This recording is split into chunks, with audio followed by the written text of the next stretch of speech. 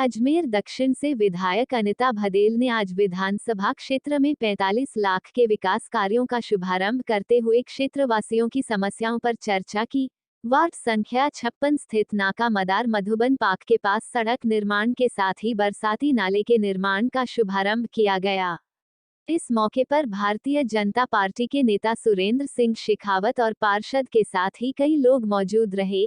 इस मौके पर विधायक अनिता भदेल ने बताया कि विधानसभा क्षेत्र में कई विकास कार्य जारी है। साथ ही आम जनता की समस्याओं को लेकर भी विचार विमर्श किया गया। गुलाबबाड़ी रेलवे ओवरब्रिज को लेकर रेल मंत्री से मुलाकात की गई और जल्द ही इसका काम पूरा होगा।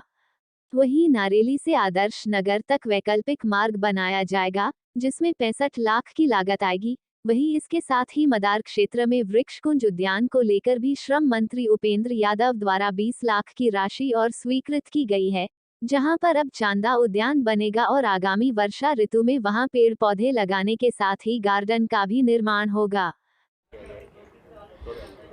आज मधुबन कॉलोनी की 25 लाख रुपए की लागत से पेवर की सड़कों का उद्घाटन है।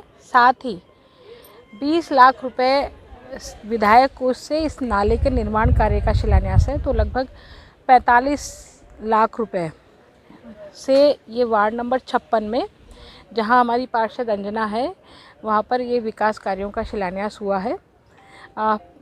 एमडी कॉलोनी हमारी पॉश कॉलोनी है और उसमें सड़कों की स्थिति बहुत दयनीय है। ऐसी स्थिति में पेवर का कार्य वहाँ पर होगा। और ये पीछे जो आप देख रहे हैं, ये एक नाला है जो पहाड़ी क्षेत्र से निकलता है। कुछ भूमाफियों द्वारा इस पर कब्जा करने की कोशिश की जा रही थी, लेकिन जागरूक नागरिकों ने इसको बचाया और आज उसके नाले का निर्माण कार्य प्रारंभ होने वाला है। साथ ही साथ मैं आपको बताना चाहूँगी इसी अवसर पर, जो गुलाबबाड़ी का हमारा ओवरब्रिज है, वो तकनीकी कारण से जो ओवरब्रिज रेलवे लाइन के ऊपर का ट्रैक है वो पिछले 6 महीने से नहीं बिछाया जा रहा था। तो जब मैं रेल मिनिस्टर से मिली तो उनको मैंने आग्रह किया कि वो समाधान करें ताकि इसका भी काम जल्दी से हो सके। तो उसका समाधान लगभग हो चुका है। तो अब गुलाबबाड़ी का जो हमारा रेलवे ब्रिज है उसका भी काम शीघ्र ही प्रारंभ होकर के समाप्त होने वाला है।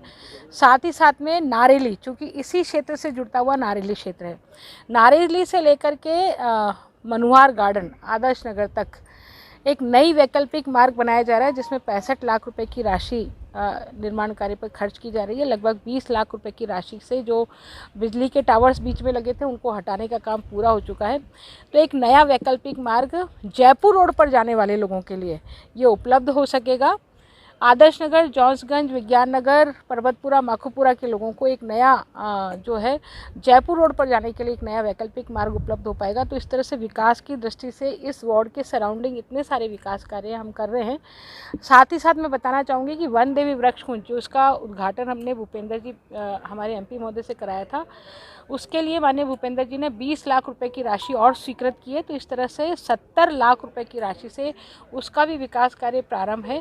आने वाली वर्षा ऋतु में वहाँ वृक्ष लगाए जाएंगे और उनको 5 साल तक मेंटेनेंस के लिए कलेक्टर महोदय के माध्यम से एक कमेटी बनाई गई है।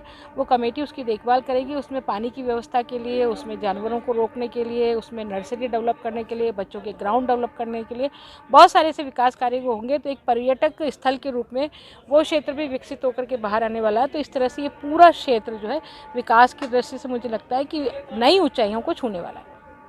नाका मदार मधुबन कॉलोनी वार्ड 56 में, जहाँ की पार्षद अंजना शेखावत है, उनके वहाँ पर आज अनीता जी ने 2 जगह उद्घाटन किया। एक तो विभिन्न जो पेवरीकरण सड़कों का, जो कॉलोनी की सड़क है मधुबन कॉलोनी की, उनकी सड़कों का पेवरीकरण के लिए 25,20,000 की लागत से ये सड़कें बनाई जाएगी।